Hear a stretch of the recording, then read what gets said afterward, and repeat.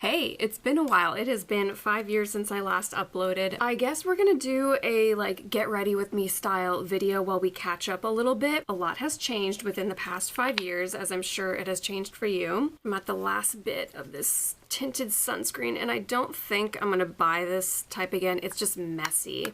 I do like CeraVe though, but I think just like plain old sunscreen is fine because it doesn't even match my skin really. And I will say, I feel like I discovered the importance of sunscreen way too late in life, but you know, as my mama always says, better late than never. She says that. So the last time I talked to you was 2019, and I'll just tell you right now, 2019 was the worst year of my life, and hopefully it stays the worst year of my life because it's behind me and it took a long time to heal from. I don't really want to review everything that happened because it's just sad and upsetting and honestly triggering. But I think that the people who were long-term OG fans who were following along closely with what was going on with me, you guys remember. And at the time, I really tried to push through it and be okay and just kind of focus on the grind. And I was not okay. That did not work out. I was very, very not okay. So I was like, you know, I'm gonna take a sabbatical from YouTube because I feel like I don't need to be a person on the internet right now. I need to really focus on healing and figure out what is going on with me and my life because everything changed, which was really hard to cope with. What do I want to do? I guess I'll start with some painterly. So I was like, I'm gonna take a break, which I think was the best thing to do. And I didn't want to do one of those clickbait videos of I'm leaving YouTube because I didn't even know I was going to quit, you know. I think it was only after maybe the first 5 months that I was maybe this is not the right move for me. I realized being off of social media for that long, it was the longest I've been off of social media since I started on social media when I was 15 on MySpace. And I kind of realized that because I grew up with the internet and I grew up with social media and I started being an online persona very, very young, with modeling and everything like that, I feel like I kind of developed a a character, a persona. And I didn't really know if that was me, but I felt like a responsibility to kind of stay true to it, which psychologically is very exhausting and I don't recommend it. So I just felt like I didn't know who I was without being this kind of euphoric, really colorful character. And I'm not saying everything was an act, right? But when you're spending every single day of your life performing and recording every aspect of every personal bit of your life, friendships, relationships, milestones, you know, doing makeup, doing skincare, or whatever, and everything in your life is produced to be entertainment, things can get out of control, right? So I very much needed that break, and I think that it was the best choice for me. I still think so. I'm at a great point right now, and it took a long time to get here. Where is my blending brush? Also, are you guys proud of me? Now I clean my brushes after every time I use them. I know you're proud of me because I used to use dirty brushes all the time. And of course there are aspects of YouTube and Twitch and everything that you know, I miss, and it's always nice to come back to that. I've made a lot of cool friends on Twitch and from YouTube. A lot of fans became friends that I talk to almost every day. A handful of them actually got me into gardening, and in the next couple of videos we'll look at my garden. I'm a noob. I'm not going to impress you. I have a little ditch in the back by my studio to work with, and that's it. But hey, I impress myself. Another thing I will say is the LAPD helicopters have doubled exponentially in the past couple years. There are always at least 3 LAPD helicopters just hovering above my neighborhood, just around Hollywood. And I found out how expensive it is for them to be just hovering. It's some sort of insane number. I'll have to like look it up later, but it's like $200,000 I think per 30 minutes, I think. And guess who pays for that? We do. And like, what are they doing? What are they doing up there? Okay, I'm gonna try to do my brows. I'm also like really running low on brow products right now. This is the Dip Brow from Anastasia Beverly Hills. It's a little dried out because it's old, but it's one of my favorite products. It's waterproof, smudge proof, and it's just really easy to blend. Okay, so what else happened? Yeah, 2019 was awful. And you know what? I was trying really hard to like be okay, so I went to a psych and I was like, hey, I think I need to be medicated because mentally I am very not okay. And like, I'm telling you, all of the mood stabilizer drugs, I've been on maybe all of them over the past 5 years. Like, they just tried everything on me, from lithium, Wellbutrin, Prozac, everything. I could tell you all the side effects of all of them, and they are not fun. My least favorite was when I was on Wellbutrin, I had restless leg syndrome. That is the most unfun side effect I think I've ever experienced. And to be honest, like, lithium worked for me, but I also like don't remember what that was like because lithium really fucked with my memory. Like, I have like really weird memory loss issues from around that time. And also, it shut down my kidneys. Not like completely, but like my kidneys were like failing me and they had to pull me off the drug like immediately. Lithium is no joke. You have to get your blood tested every month to like make sure you're not, it's like it's basically to protect your kidneys because it's like a salt. I don't really understand it, but it was crazy drug, man. And now I am not on any mood stabilizers or drugs or anything, and I feel pretty damn good. So my best friend, my childhood friend, Sam, who's been on this channel before, if you guys remember her, she became a therapist. She like worked really hard, got her master's, got all of her certifications, and she's like, dude, this is like her calling in life. It's just really like, as someone who cares so deeply about her, it like, I've never been more proud, and I think it's really cool to see someone like just struggle to find their path in life and try so many different other things and invest in this school or that school. Like, she was training to become a pilot, and she was just honest with herself, and she's like, I don't like this at all. Her whole family is pilots, but she was like, she went through all the training, and she was like, I don't like this. And then she found that she wanted to be a therapist and she wanted to help people. And she's just really like, see the helicopters. Okay, the other thing about Sam and pilots is she's the one who told me that like these LAPD helicopters are flying way too low. Like, there's some sort of like law against like flying at a specific height or something in LA, and they're always breaking that law. I don't know, man. I just don't like these helicopters that are constantly surveying the area, and like, for what? For what? Okay, so she became a therapist. Having your childhood best friend become a therapist, like, for me, was like such an eye-opening experience, because we've spent our entire lives together, and she was kind of able to help me like identify this pattern of behavior of maladaptive like coping mechanisms that I would do.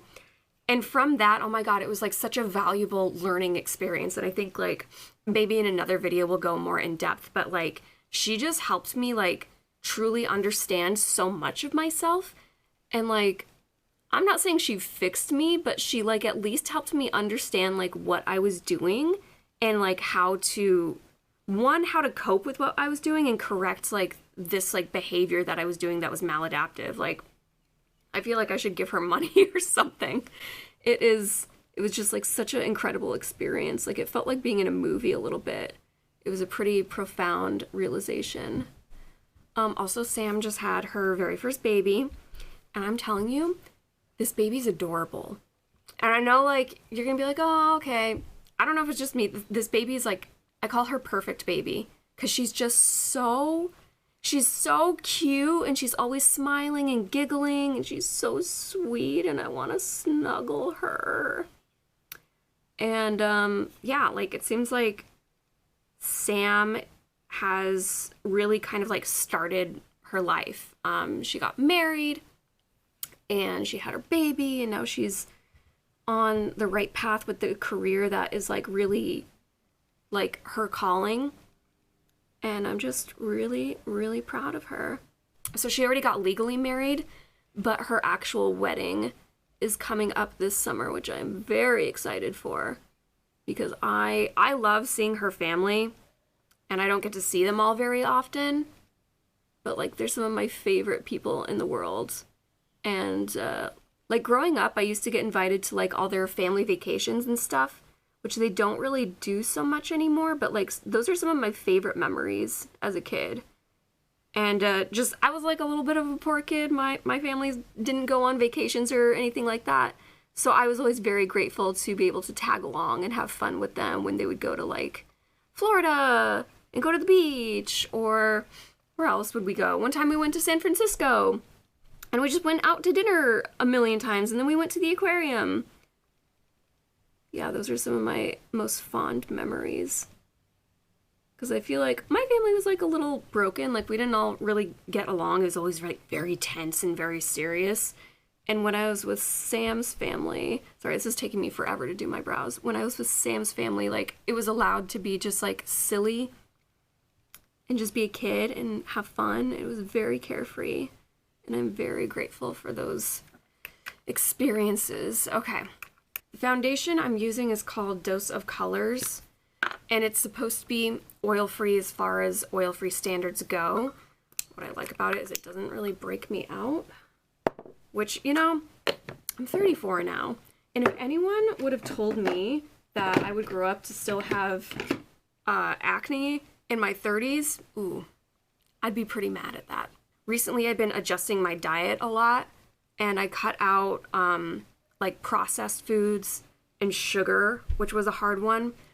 But when I did that, my skin was like perfect. Even like down here, I don't know if you guys remember, but I have like a weird skin condition where it's like, they're kind of like hives. I can't even remember what it's called. It's called like folliculitis or something.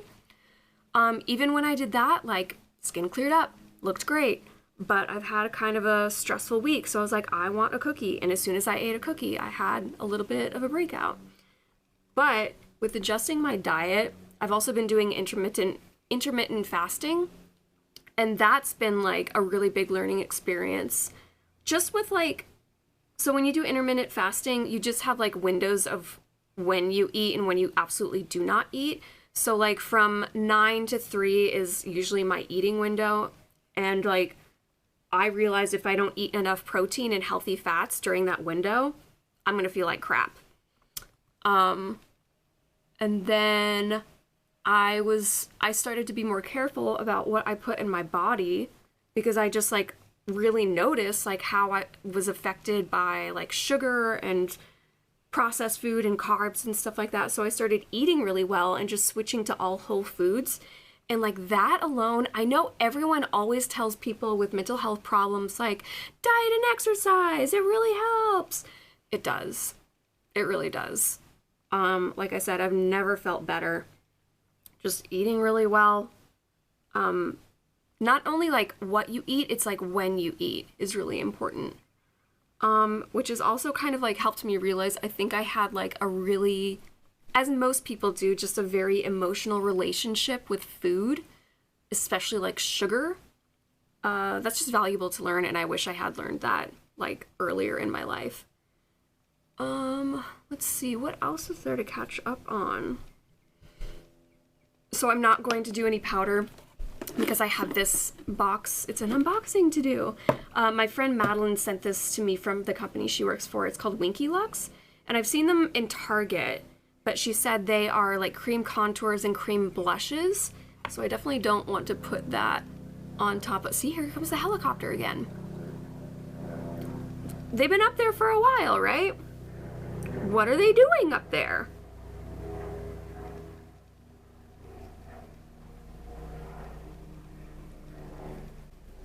it's just also like a peace thing. Like, at all hours, like in the middle of the night, they'll be up there at 3 a.m., first thing in the morning, all day. I'm not trying to over exaggerate. Like, all day they're up in the sky, and I just don't know what they're doing or what they're looking at. And a lot of the time, they're hovering like right above my neighborhood. I live in a pretty sketchy neighborhood. It's not that bad, but like stuff goes down here. I feel like a lot of people like who have never really been to Hollywood just think that like it's all stars and celebrities. Like, no, Hollywood's the ghetto. It's the workers who live here, and it's so expensive to live here. And we have an enormous homeless population that has actually like more than doubled since the pandemic. Okay, now I really gotta focus on my eyes. I gotta get this done. It's kind of hard to talk and do makeup at the same time. Oh, you wanna know what else? I got my breast implants removed. So there was a couple things that kind of went into that decision, and one of them was, like most people during the pandemic, I gained a significant amount of weight, and I was really not healthy. And when you gain weight everywhere. So my boobs were so big and so heavy, and I started like getting back problems, like posture problems. I was really not enjoying being in my body. And I also just felt like, why do I have these? Like, I don't know. And I just decided I really didn't want them anymore. And I don't really have too much more of an explanation. That's not to like deter anybody else who wants to get plastic surgery. I am not the type of person to shame anybody for whatever procedure that they want to do. You know, I've had my fair share after being in LA for so long. But I'm very happy that I got them removed. I feel so relieved. I just feel, I feel like I was ignoring the weird sensation of having a foreign plastic object in my body, and I was trying to like make it seem okay because it was so common, and like all my friends have them. Like I know tons of people who have implants, and they love them and they think they're the best. But I was just like, I'm gonna just be honest with myself and just remove them because I don't like them very much. What else? What else is there to catch you up on? Toshi's doing great. He's my little guy. He's over here. What is he doing? He's sleeping. Hey, Toshi! Toshi! Hi, do you want to say hello to your old friends? Yes.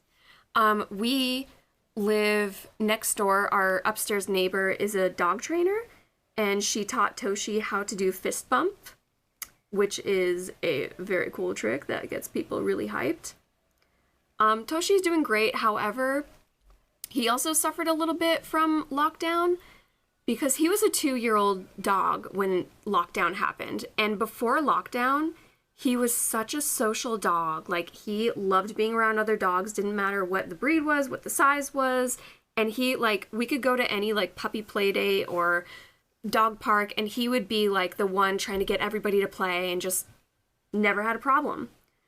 And then I just feel like we really adhered to, like, all the lockdown restrictions until they were lifted. So, like, we didn't see anybody. And so Toshi didn't get to see any dogs. And I feel like he really suffered because of that, because now he's, like, very not okay around other dogs. And it kind of breaks my heart because he used to really enjoy the company of other dogs, but now he's, like, very defensive and very, like, he just barks a lot and just kind of establishes boundaries. Like, he's just like, hey, like, leave me alone, don't touch me. And we have a couple other dogs in the complex who are, like, very, like, overly friendly dogs who don't really pick up on the, like, social cues from other animals. So when they see him, they just, like, go for him, and he's like, ah, get away from me. So that's the only struggle that Toshi is going through right now. Otherwise, we're doing great. We are brushing his teeth every day, which I learned is very, very important for Pomeranians. Most, like, small dogs, you gotta brush their teeth. And I feel like when people learn that or just hear that for the first time, they kind of scoff, like give them a dentist stick and they'll be fine. But no, like, you gotta brush their teeth every day. And my goal, what is this? My goal is to make sure that he keeps all of his teeth. I do not want to pay for a single tooth of his to be extracted. That is my goal. Ooh, do we want lilac? Maybe we do. Okay, how about we put it right here? Okay, it's a little light. Let's put it on the outer corner of my eye. Wow, I haven't talked about my boyfriend. So after I took my sabbatical on YouTube, and kind of like after, like right before the pandemic hit, I reconnected with this guy that I had met 8 years ago on set of a music video for Escape the Fate, which was the first music video that I ever starred in. And Stefan was the producer, and I remember when I first met him, I was like, oh, he's just my type. Like, he's so beautiful. And I totally thought he was so out of my league. I did not think I had a chance. We kind of kept in touch over the years, and it turned out, like, he felt the same way about me. Like, he thought I was out of his league, and we just both had a super big crush on each other and didn't tell each other until, he, like, randomly reached out. And then it was, you know, it was just, that was it. We got together, and we've been together for about 5 years. It is the most beautiful and wonderful relationship I've ever been in my life. Like, I don't know how to explain Stefan to other people. Like, he's a very, like, modest and humble person. You probably won't see him on this channel a lot because he's very camera shy. But yeah, we've been living together. He moved in right as lockdown happened, like literally the day of, which is so crazy. And I'm so grateful that he got here in time because I would have hated to go through that by myself. Oh, I learned to cook. I'm a little bit more of a late bloomer than most, but I grew up with a family that, like, they just, like, my parents weren't bad, but they also, like, just didn't teach us anything. Like, as soon as we could walk, talk, feed ourselves, like, we had autonomy, they were just very hands-off. Like, they would still take us to places where we needed to go. They would still make sure we were fed for the most part. Like, if we were home, we were fed, but, like, they didn't necessarily, like, make sure that we were provided lunch all the time. So my sister and I would kind of have to fend for ourselves. So anyway, they, you know, neither of my parents really taught me how to cook or anything. So a lot of the things that I think most people get taught by their parents pretty young in life, like, I didn't, and I kind of had to figure it out later in life. So I feel like a pretty good cook. Again, kind of like gardening. Maybe not the best, still a noob, but I got some things, I got some tricks up my sleeves. And if you're lucky, I'll teach you some of those tricks that I got up my sleeve. We have kind of, like, made the kitchen sort of like my dream kitchen. We finally got a pink oven. We'll do a house tour later on so you guys can see what we've been working on. And that's the other great thing about Stefan is, like, yes, darling. Stefan is so supportive of just, like, whatever projects that I want to do. He's like, I'm down, tell me how to help. So, like, all of the renovations that we've been doing, like all of the drapery and things like that, and new things that I've been learning how to make, like, he's always right there with me, just like, look at him. Look at this boy. Hi, Feather. Hi, baby. My mom calls him Feather. Hi, Feather. Little baby, you look so scrappy today. Yeah, you look so scrappy today. Let's see what else has been going on. Oh, I've been doing art. I teach lessons on Patreon, and I also do, like, mentoring on this website called Mastrius. And I've been, like, showing in galleries more, and it's been really cool. It's a very different experience than what I'm used to. Like, I'm gonna be honest, like, I went to 2 different art schools, had 7 years in art school, which they don't really teach you anything.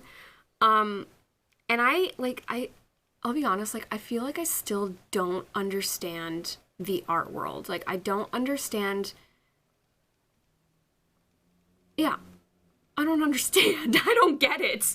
I don't know, it's just hard to make sense of what's going on in the visual art world with, like, AI and late stage capitalism and just the economy tanking. It's just so hard to understand and really make sense of and validate your own value. You know what I mean? It's confusing. Still trying to make sense of it. But it's something that I enjoy, and I'm glad I at least like gave myself the chance to... Ooh, that one is higher than the other one. Whoopsie daisy. The thing I really like about this liner, it's called Jet from Stilazzi, and it's almost a little like a cream eyeshadow. It just blends really well. And I always enjoy doing these wings that kind of like fade into the eyeshadow. And I haven't found any other gel liner that does it like that. And it's like, it smudges really well while it's active. And then when it dries, it's dry. Like, it's not going anywhere. Okay, what else is there to catch you up on?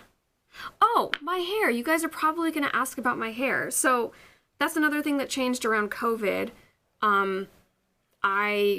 Everything was closed down. So I was like, I guess this is a good time to grow out my hair because my hair was wrecked. Did you know I had pink hair for 14 years? Like, that's a long time to like be bleaching and coloring your hair. And also one of my friends was doing my hair. Her name's Nina. And Nina had a really big accident on one of those scooters. And she legit shattered her shoulder. Like, it was so bad. She had to have a massive surgery, and like her arm will never be the same again. So she has since she's quit like more salon style treatments. She does like classes with this, his name is On, and I know he's like really, really well known in like the salon industry. So she does classes, like she helps host with him, and she does more SAG stuff. So she does like stuff on set. And then she also had a baby too. Excuse me. Yes, I know. See the helicopters? They've been up there for how long? How long have we been filming? What are they doing up there? Thank you, Toshi. Thank you for protecting us. Oh yeah, okay. So getting back to my hair. So that happened to Nina, and then I went to somebody else, and my hair was already pretty bad, but when I went to someone else, like, I don't know what happened, but my hair got like torched. It was so bad, and it was like so short and just like all over the place. So I just decided to let the pink fade out, and then I did like blonde highlights to kind of like mask or just blend in the growth. And look how long it is now. It's so long and healthy. Excuse me, sweetie. I know. I absolutely miss my pink hair. Like, I will tell you, I had a little bit of like a hard time kind of coping with the transition of just like having my natural color hair, because I haven't had my natural color since I was 17, and I'm 34 now. So that was really weird to like look in the mirror and just not recognize myself. That was a strange sort of thing to go through. Oops, actually, I want this open a little bit more. I do miss my pink hair. I still have great wigs to play with. And my goal, I think eventually I will go back to the pink hair, but I kind of want to see if I can grow my hair as long as it was when I was in high school, which is all the way down to my waist. And I feel like, how many more inches? Probably 8 more inches, and I'm back to where I was when I was 17, when I started bleaching and processing. But I will tell you, I have made peace with my natural color. I think it actually looks really nice on my skin tone. And it is very nice to not have to do like the constant upkeep. Like, I can't even tell you having a fashion color like that is a lifestyle. It is very expensive. Like, behind the scenes, like, I was touching up my hair maybe 3 times a month, bleaching it maybe twice a month, if not a month. It was just constant damage, constant money, constant upkeep, and I also felt like it kind of like prevented me from like really living my life. Like, if we were to go swimming, I would have to keep my head above water. I'd have to risk like having to touch up my hair again. And it's kind of like not fun. Like, it is fun having colorful hair, and I definitely like that feels like me when I have pink hair. Like, that is what I identify with. But man, staying up with that upkeep, oh my god, it's not fun. Very expensive. So I'm very much appreciating the extra time and the extra money that I have from not doing that. The other thing is, like, more damage from the pandemic. I've become a little bit more, not antisocial, like, just I have more social anxiety. And for whatever reason, going to a salon takes a lot of like courage and energy for me. I feel like salons, you can always kind of like sense that there's like drama going on.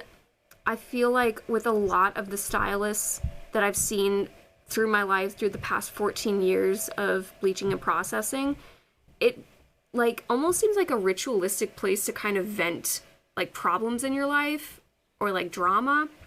And then you can always kind of sense like the drama that's going on within the salon. And you feel very judged there. And I also feel like with some of the processes that I was getting done, like when I had the highlights, that was like a 7-hour process. And it's just so physically exhausting. It took a lot. Okay, so I think I need something to blend the upper part with, and maybe right here too. Maybe I was thinking of purple, but I feel like it might like overwhelm it just a little bit. Let me think. We're gonna look for something. What's this? Posh, that's not a great one. Ooh, maybe this one? What is this? Blood Moon. Okay, so this is an old lime crime color. I love this color. It's so pretty. It's like a deep, like, wine color, but on the lips, creases and cracks, it's a little too dry. So I usually just use it on the eyes. I wish they would do this color again, but reformulate it. It's also been a long time since I've had any products from Lime Crime. Like, ever since Doe left the company. Like, Doe left the company right before lockdown that same year, and that's also when I started my sabbatical from YouTube. So I haven't been in contact with the company for a long time, so I have no idea like what's going on. But I assume a lot has probably changed. Okay, so yeah, we're just using this to blend that crease just a little bit. Just make it not look so patchy. Because like that gel liner is great to blend until sometimes if you stretch it too far, it can start like skipping a little bit. So there's like a limit to how much you can actually blend. Yeah, that's much better. Okay, I think the other thing I need to update you on is like the house situation. Because we were, for a while, we were planning on moving away, and we thought we wanted to move to Portland. Stefan lived in Portland for a while, and it's like one of his favorite places that he's lived. Like, Stefan's very well traveled. He's lived in Mexico. He's fluent in Spanish. His stepdad is from Mexico. He's lived in Portland. He's lived in, Sacramento. He's kind of been all over, and he loves Portland. And I did go visit one time when my friend Lindsay was getting married. She got married up in Astoria, and then we spent a couple days with Stefan's friends down in Portland. And I do like Portland a lot, but my friend Cherry Dollface, she reached out because she used to live in Portland. And she's like, hey girl, I know you're thinking about moving to Portland. I just want to let you know that like, I don't think it's a great idea for you specifically, just because I know you struggle with seasonal depression really bad. And I'm surprised she even remembered this about me. And I felt like really touched that like, that not only she remembered this about me, but like she was like reaching out with like valid advice and concern.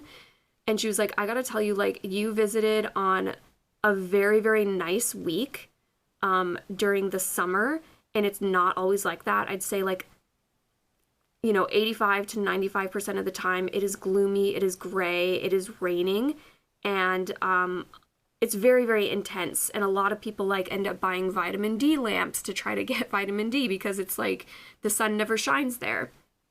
And that was I'm really glad she gave me that wake up call. And then after I started thinking about it, I was like, well, maybe like, because this is also around the time that like I still wasn't really like feeling well socially. And I was like, maybe like I'm so anxious to like leave LA because I feel like I'm trying to run from my problems or just like run from like this grief that I feel. And so we were like, it's probably not a good idea. And also like their housing market is just as bad as LA. And then I was like, you know, if I move to Portland, I have no connections up there whatsoever. I do not know a single person up there. So I feel like it would... I also talked to a lot of other people who did the same move from LA to Portland. Like my friend Lauren Vex, she did that. And then she was like, I ended up just moving right back because like I was so lonely. I had no one to talk to. I had nothing to do. I didn't, you know, there was nothing for me up there. And it's just like kind of hard to make connections when, you know, the lockdown situation is still going on and, you know, no one's going anywhere because no one can afford to do anything and you can't meet anybody. We are both focusing on getting our credit up and getting all of our debt paid off. So like for me, I'm doing really well. I have $16K left in student loans and that's it. And then I will be done. And if I am doing everything correctly, I should be finished paying it off by this Christmas, which I'm very much looking forward to. My main goal in life is just to have a house. Like, I don't even care if it's big. I don't care if it's a fixer-upper. I just want to not have all my money, like, go to paying somebody else's mortgage who doesn't even do basic maintenance to keep their tenants safe and happy. Half of this country cannot afford to buy a house, so I don't know. I'm trying to keep up hope. Just do what I gotta do, get out of the student loan debt, and just keep on going from there. Okay, do I want liner? I haven't really been doing black liner in my waterline because I feel like it makes my eyes look a little bit smaller. Oh, so I guess I could talk about my interest in kind of re-emerging on YouTube. So I can't guarantee like there's gonna be like a full-fledged like comeback. Because, like, back then, I was uploading every single day, and it took, you know, all of my time. And like I was saying before, it kind of consumed all of my thoughts into, like, you know, maintaining that character and being entertaining to other people. And it definitely got worse toward the end because I feel like how do I explain this? I felt like people were expecting me to be like something that I was not, and I think like I helped that happen, just because I think I was just trying so hard to be perfect.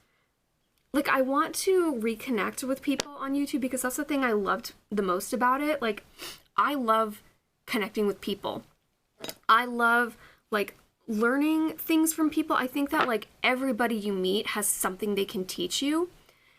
And I love hearing people's stories. I love hearing what people think of the world. Like, I really like people. And one of the best ways I've ever connected with people like that is through YouTube and Twitch.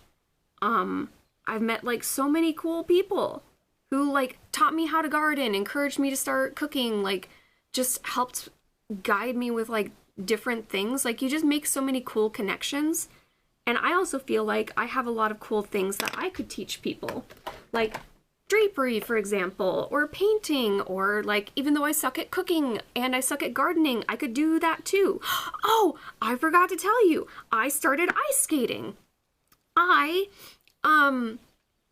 always wanted to ice skate, and I have never been good at sports, like at all. Like, even riding a bike, like, it took me a really long time to learn how to ride a bike. Like I said, my parents, like, did not invest time or energy into teaching me or my siblings anything. I have always been very afraid of, like, sports on wheels. When I was 2, I broke my arm from being on a swing set. When I was also 4, I had a dental accident from being on a swing set and smashed all my baby teeth out. And then when I was in 6th grade, I also had a big accident on a scooter and broke my other arm.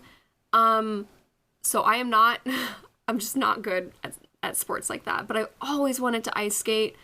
I, like, the Olympics are something I always look forward to because I love watching the figure skaters. And it looks so just freeing just to, like, skate around.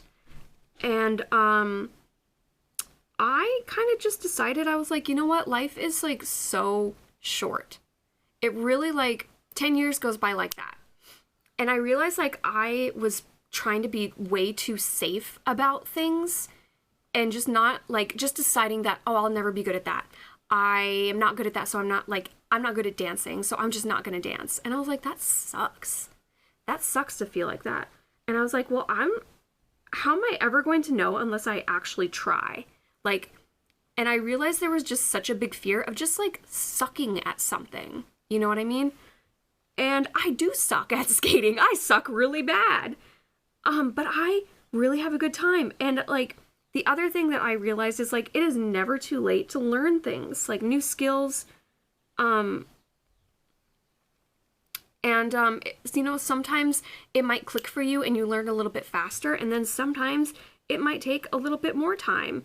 And I find that, like, when it takes more time and you're really bad at it at first and you start to, like, learn it, like, the reward in your head of just, like, making progress and getting better at something, like, there's nothing better in the world. That feels so great.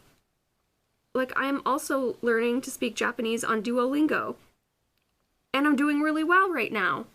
And it's just really cool to, like, okay, you know when they say, like, it's just harder to learn things as you get older? And I will say, like, there is some truth to that, but, like, I feel like when you get older and you make a decision to learn something, you have so much more focus and drive and determination, because I think when you're younger, like, in my 20s, I was, like, very sporadic and all over the place and, like, had a very hard time, like, dedicating myself to, like, especially something that I wasn't just automatically good at. And I'm really enjoying learning new things. Oh, and the other thing that I'm learning right now is bartending. I have a friend who, he goes by TW Falls. His name's Kyle. And I met him through, like, my cosplaying friends, because he used to, like, we both like Final Fantasy and stuff like that. And, like, I didn't really know this about him, but, like, I reconnected with him when we went to Scum and Villainy, which is the Star Wars bar on Hollywood Boulevard. And he was bartending, and, like, this guy, like, knew his stuff. And I was like, hey, like, I've always, like, wanted... Oh, I thought I ripped it. I'm putting my lashes on. I was like, I've always, like, wanted to be a bartender. And honestly, I wouldn't even mind, like, a little side hustle. Would you mind teaching me how to bartend? And he was like, yeah. So we've been meeting at Scum and Villainy every week, and he just... Ooh, see, I am ripping it. And he's been, like, just teaching me everything that I need to know about bartending. It's another thing that I suck at, but I'm getting better. I'm not even, like, I'm not a big fan of drinking. Again, like, it's a lot of sugar. And for me at this age, like, one drink gonna make me feel like shit for the rest of the week. But I'm really interested in bartending because, like I said, like, I love connecting with people. And I feel like being a bartender is, like, such a cool type of career, because, like, a lot of it is just, like, charisma and, like, kind of socially entertaining people. And I feel like that I excel at. Like, I really love connecting with people. I love just, like, hearing what people have to say. This cop that I met one time told me that if you listen to people for long enough, they will tell you their truth. And, like, it kind of seemed like he was telling me in a way that was like, oh, people are going to confess to their crimes. But, like, I always carried that with me because, like, I just realized, like, if you just listen to people, like, people will, like, open their heart to you and they will, like, just share what's important to them. And I like that. I love getting to know people. Especially in LA, like, you always meet, like, just the most interesting people who have, like, led the most interesting lives. And you just, like, you never know who you're going to come across and, like, what they've been through in their life. And so, like, I don't know if I'm going to be able to get an actual career bartending. Who knows? It is really difficult to get hired anywhere with like no serving experience whatsoever, but we will see. Fuck, I fucked up. No! But the important thing is I am learning something new and I am trying. And I will tell you, like, I am so appreciative to Kyle for, like, he's so busy, but he's taking the time out of his day to come teach me something, like, with nothing in return. I'm not paying him or anything. There's been a handful of times in my life that I have met someone who just willingly taught me their craft. So, like, the first time was when I was in art school, and Carl, that my friend, taught me how to paint with oils. Like, he taught me all the basics of painting portraits, and like literally like changed my life just from like the little lessons here and there that he was teaching me. Set me up for like a lifetime of like painting and growing my art and being able to enrich my life that way. And then meeting Tio. Well, his name is Leo, but I call him my Tio.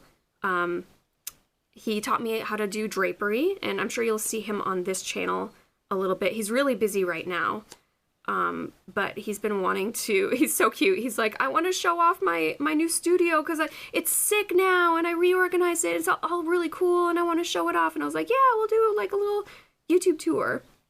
He changed my life. Like, he didn't have to teach me how to do drapery, but he told me, he was like, you deserve to know how to do this art, and like, it's something that I really excel at and really enjoy. And then with Kyle, like, didn't have to teach me anything, you know? I think it is like one of the most beautiful things in the world, like when someone just wants to share, skill share with you, you know? And I think that like if someone is ever willing to do that with you, never pass it up. Even if you think like, I'm gonna suck at it or it's never gonna be useful to me, learn that skill.